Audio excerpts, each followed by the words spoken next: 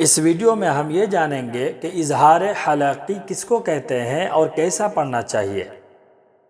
तो इजहार हलक़ी का कायदा यह है कि नून साकिन या तनवीन के बाद, नून साकिन जिस नून पर जज्म हो उसको नून साकिन कहते हैं, दो ज़बर दो ज़ेर दो पेश को तनवीन कहते हैं।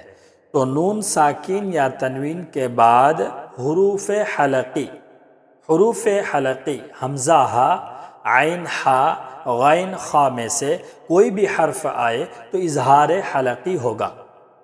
यानी नून साकिन और तनवीन को गुन्ना भी नहीं करेंगे, इख्फा भी नहीं करेंगे, बल्कि फ़ौरन ज़ाहिर करके पढ़ेंगे। जैसे मिन खौफ, हासिदिन इज़ा हसद, नारुन हामियह, फी जन्नतिन आलियह।